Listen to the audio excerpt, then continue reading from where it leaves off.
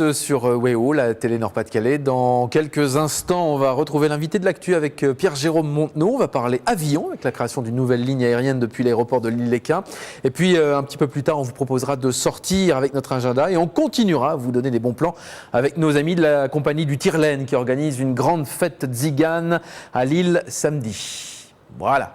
Je vous rappelle également que tout à l'heure, dans à peu près une petite demi-heure, on va parler des soirées rencontres, ces soirées où on se retrouve pour trouver des amis ou l'âme sœur. Qu'en pensez-vous? Est-ce que vous avez déjà testé? Comment ça s'est passé?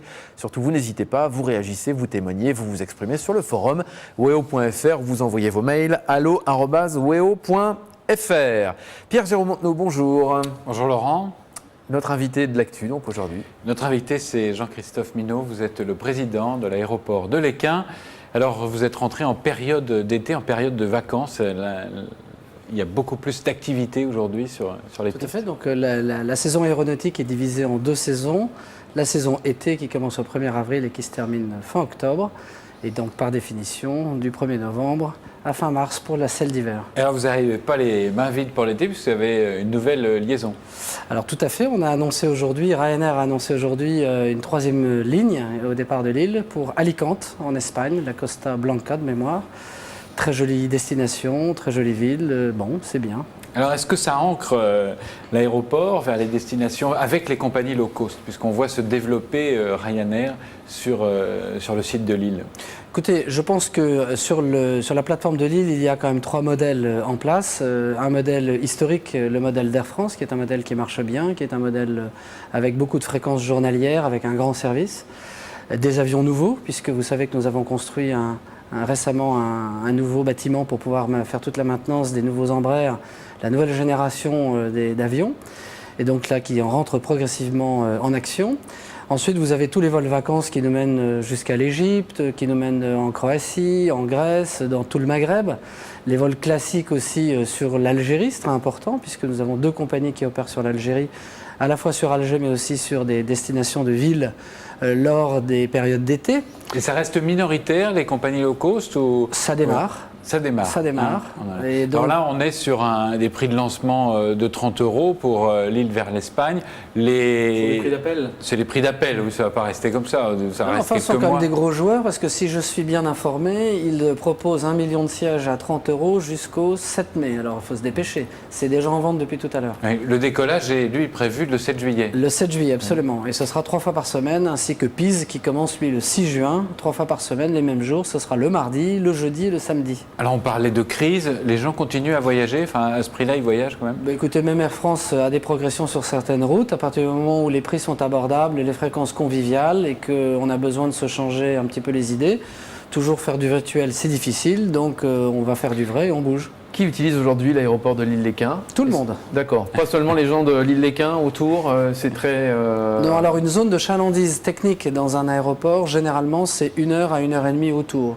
Donc, il faut savoir que la deuxième zone de chalandise française, c'est celle de Lille. Et vous n'incluez pas Bruxelles dedans, vous n'incluez pas Paris par définition aussi. Alors, est-ce que vous créez des nouveaux voyageurs avec ces tarifs-là? Alors, effectivement, Ryanair, en arrivant, ou les compagnies qui font des tarifs extrêmement attractifs, créent forcément un nouveau besoin. Et on le voit avec les progressions qui se passent. Donc, les avions, d'abord, sont à grands emports, 189 sièges, c'est pas rien, qui permet de diviser le coût d'une meilleure façon, une optimisation de tous les petits détails de la réservation, du bagage ou d'imprimer chez soi sa carte d'accès à bord. Tout ça, ce sont des frais en moins que la compagnie ne répercute pas et donc fait profiter le passager. Ce sont des compagnies, vous venez de l'évoquer, où il faut pratiquement tout faire par Internet. On connaissait réserver le billet, mais on va plus loin maintenant, on s'enregistre par Internet. Mais je pense que la révolution est en route avec la technologie. Non seulement on vous demande de faire le boulot chez vous, bon ça c'est de bonne guerre, mais en même temps vous pouvez aussi dans d'autres compagnies type Air France enregistrer avec votre portable. On ne vous demande pas de passer le balai quand même dans l'avion? Non. On a des services accompagnés pour ça. Donc il restera toujours un minimum de boulot. Est-ce qu'on va porter sa valise dans l'avion? Alors vous avez le droit dans des compagnies comme Ryanair à 10 kilos à bord et puis vous ne prenez pas donc de bagages en soude, donc vous ne payez pas. Si vous avez un bagage en soude, vous avez le droit à 15 kilos qui sont compris dans le prix de la réservation avec bagage. Alors il y a l'effet d'annonce, d'arrivée et puis après il faut pérenniser. Qu'est-ce qui fait qu'une compagnie va rester? Alors, oui, il y a des compagnies qui disparaissent parce que les modèles économiques, après une crise pétrolière comme il y a eu ces 2 dernières années, on va dire 2007-2008, ont chamboulé pas mal de sociétés, ont perturbé des modèles classiques et puissants et gros. Et puis d'autres qui n'avaient pas fait de couverture à terme sur le pétrole, aujourd'hui profitent d'un pétrole bas. C'est par exemple le cas d'Alitalia, qui aujourd'hui devient extrêmement compétitive puisqu'elle n'est pas engagée sur des stocks achetés à gros prix. Mais des compagnies comme Arena non plus n'avaient pas de couverture à terme. Donc aujourd'hui, peuvent en faire profiter leurs clients. Très rapidement, de Lille, on part essentiellement vers le sud? On part essentiellement vers le sud, 70 destinations en gros, tout autour du bassin méditerranéen. Et toute la France en tout cas, puisque Corse comprise, vous avez à peu près, je crois, 8 en France et donc 12-14 destinations sur, on va dire, le continent et l'île de Beauté. Très bien, merci beaucoup d'être venu sur le plateau de la Grand Place. Merci Pierre-Jérôme également. On va tout de suite retrouver l'agenda.